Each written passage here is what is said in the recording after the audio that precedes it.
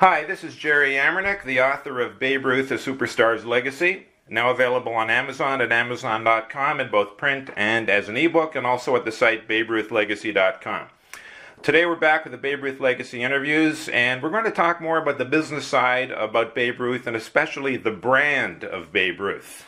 And my guest today is Pete Enfield, who was very helpful to me in my research in the book. And Pete Enfield is a guy who knows a thing or two about the merchandising power of deceased celebrities. He's a partner and president of Luminary Group, which is a leading intellectual management company based in Indiana, and they represent big names from the world of sports, music, and entertainment.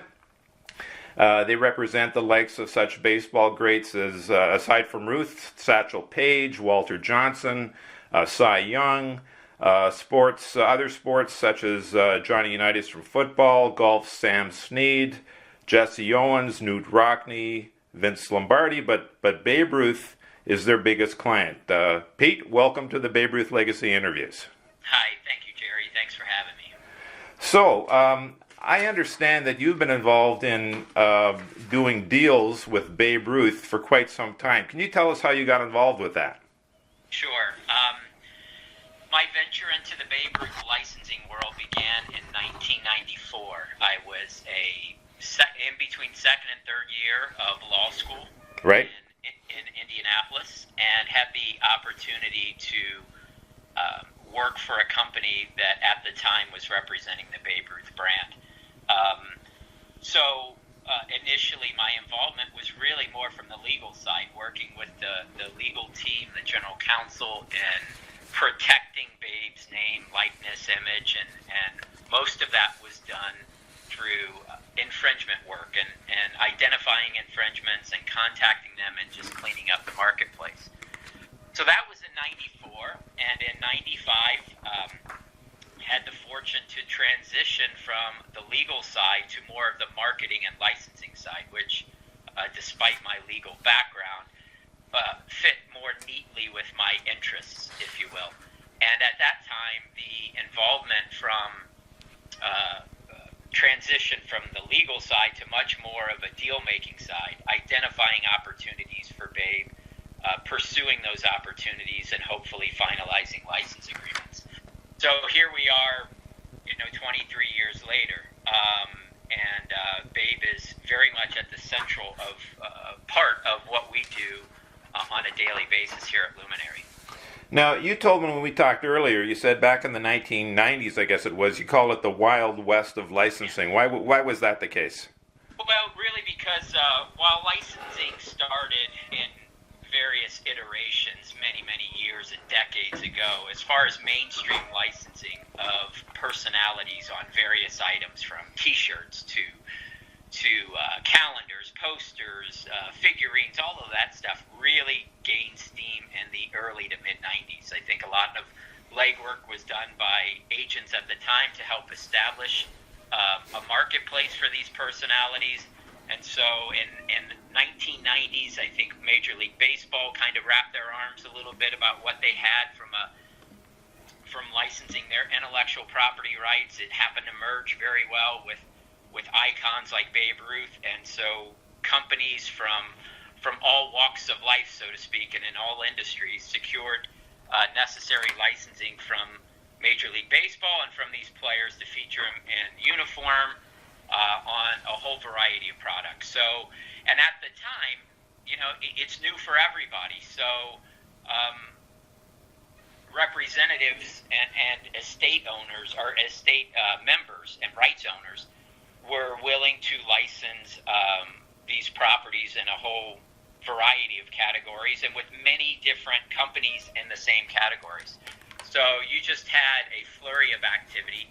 Fortunately for Babe and the estate, they were at the forefront of that. It merged, or coincided, I should say, with the 100th anniversary of his birth.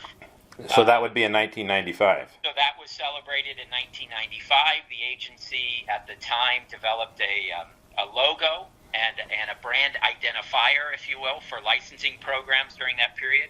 And it was just a very active time for Babe, and certainly many of the other players that were Hall of Fame members and could I don't want to say ride the coattails, but certainly they benefited from that wave of excitement and activity with Babe and a few of the other iconic players. Now, Pete, my understanding is that in that 95 year, which is the centennial of Ruth's birth, as you say, that something like $25 million of product, Babe Ruth product, was sold that year?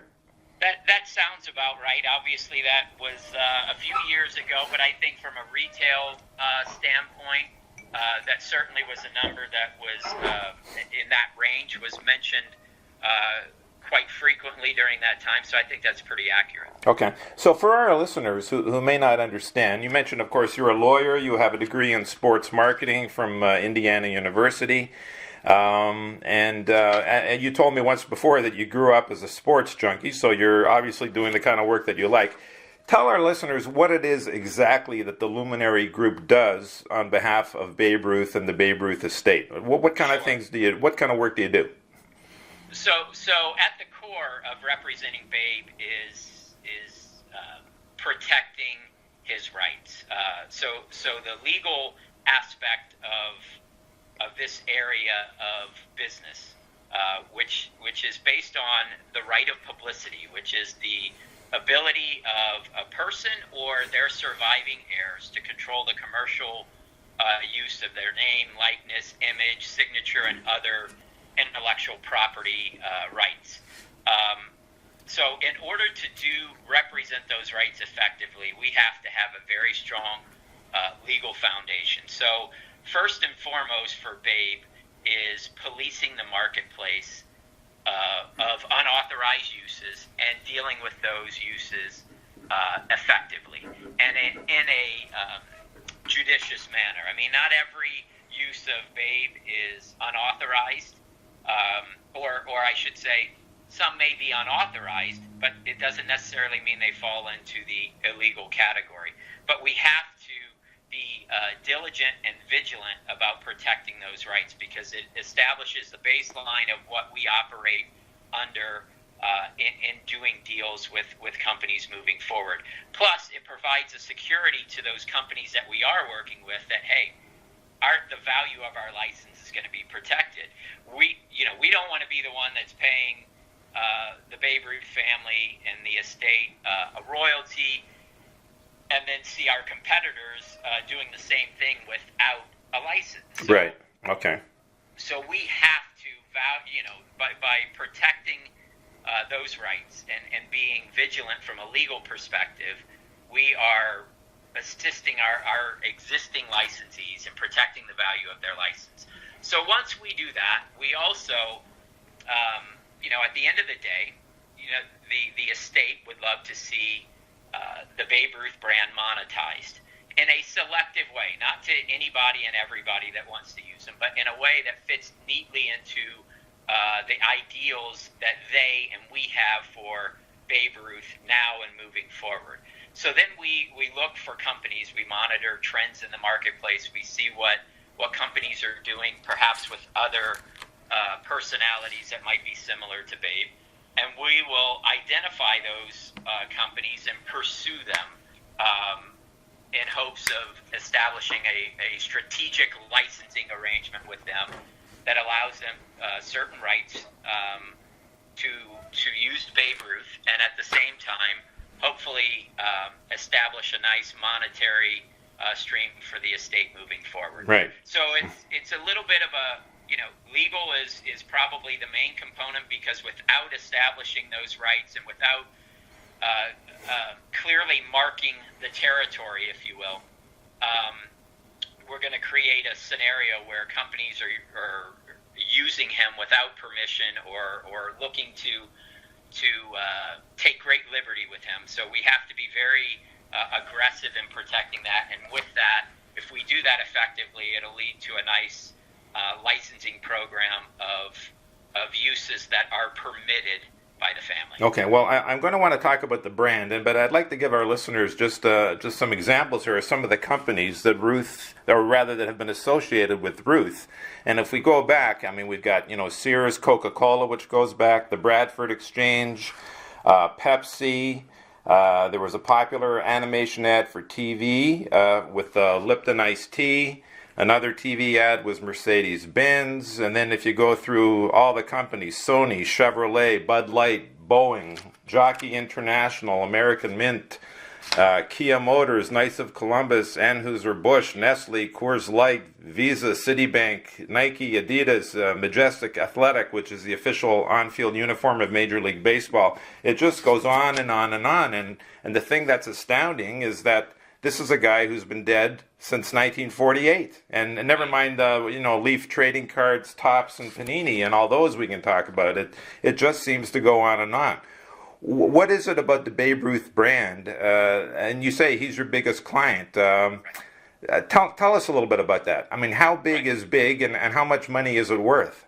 Well, big is big. Babe has been actively and aggressively protected and licensed since the mid-1980s. Certainly one of the earliest personalities to wade into this industry, if you will. Mm-hmm. So there's been, you went through a huge list of names, and we could probably go on for another 10 or 15 minutes. That was just a partial list, yes. That's exactly right, and it is quite impressive. And so he has been a steady revenue generator for the estate for over 3 decades. You touched on, we do work with other clients we have, and you touched on those at the outset. Iconic names like Vince Lombardi, who is, the biggest name in football, and, I think the greatest coach of all time, probably regardless of any sport. Mm-hmm. Johnny Unitas, one of the greatest quarterbacks, if not, many would argue, the greatest quarterback of all time. Newt Rockne and his impact at Notre Dame, and you get into baseball with Cy Young, greatest pitcher, arguably. Maybe right there with Walter Johnson, another client, mm-hmm. or Satchel Paige. It's quite impressive. And they each have had their outstanding years, their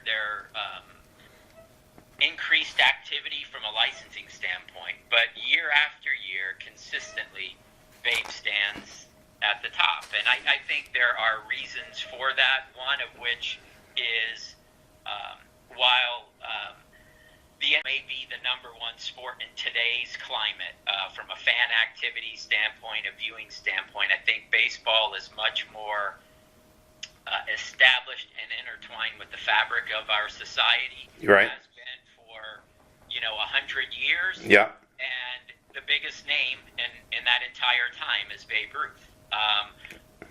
Some may try to argue other players may have been more impactful or important, but I would discount those arguments, because I think Babe clearly is the greatest player to ever play.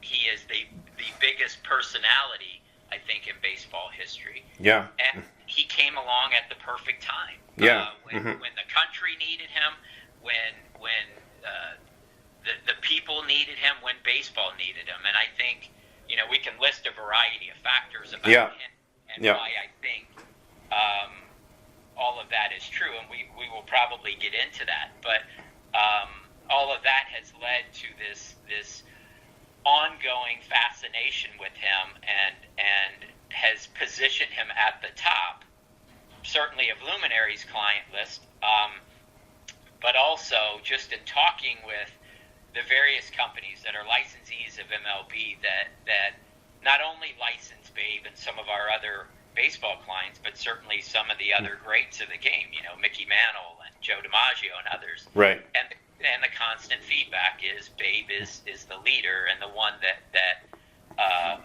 moves the needle the most for them. Yeah, well, in the fall of last year, fall of 2017, Norwegian, a prominent European airline, which was expanding around the world, they got involved with Babe Ruth, and I know your company was involved with this.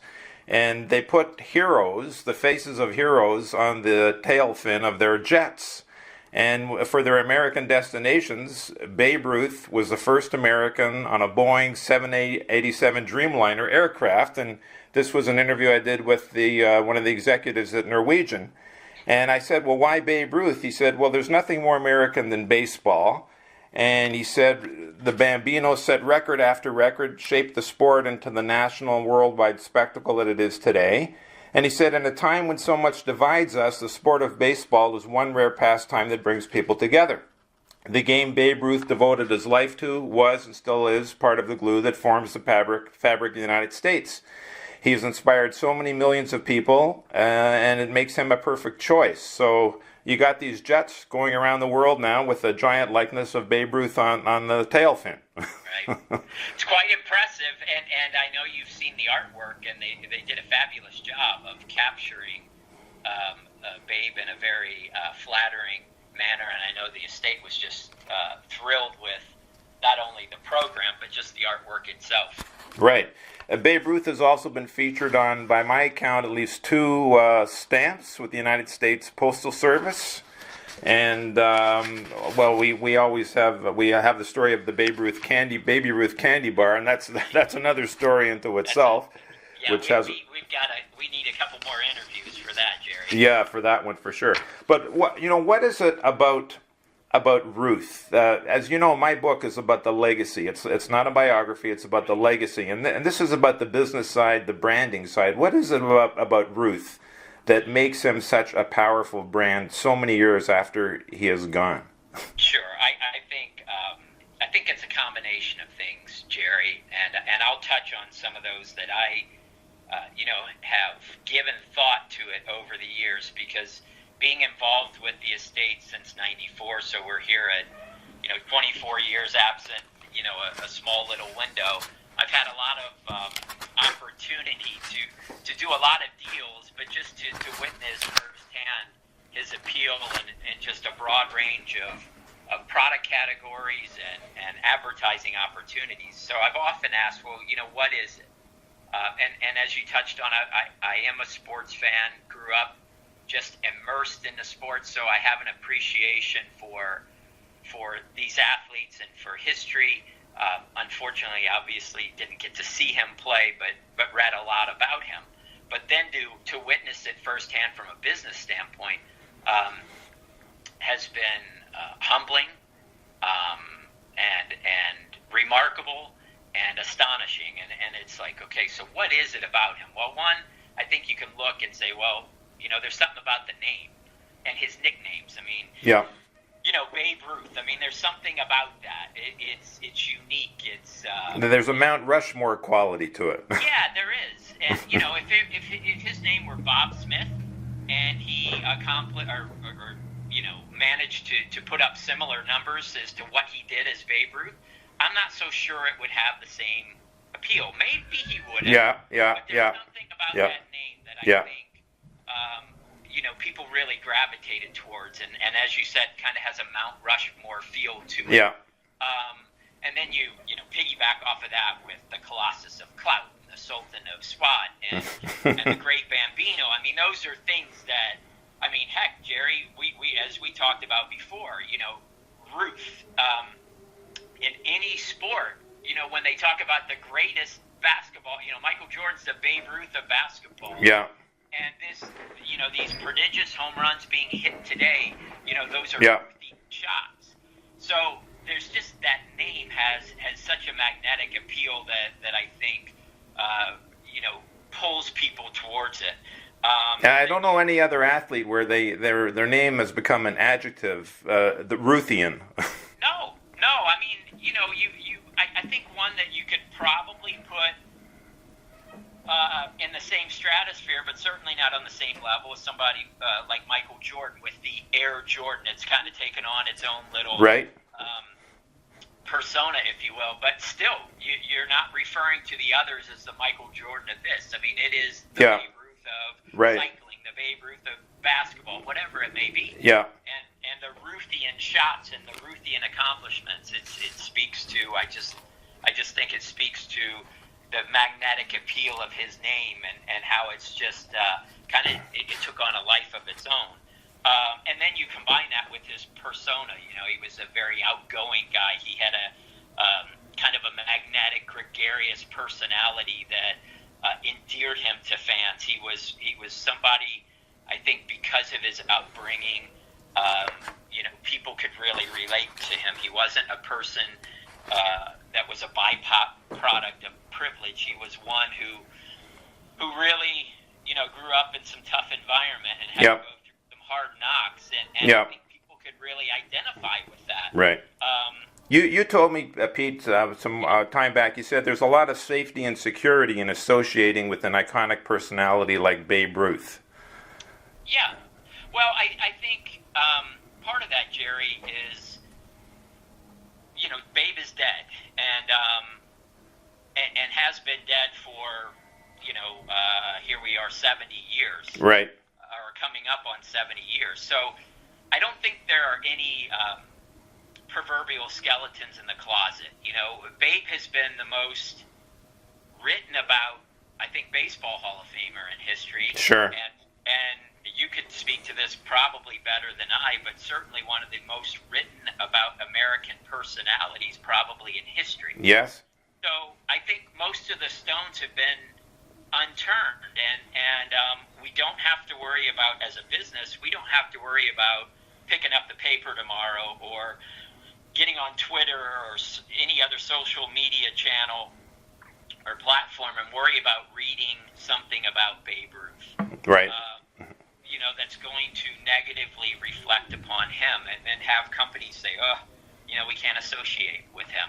He is who he is. He established and achieved what he did, and the companies that associate with him know that going in to the relationship and feel very comfortable about that. Right. Anything going on now of note or coming up? Some new commercial endorsements or anything like that?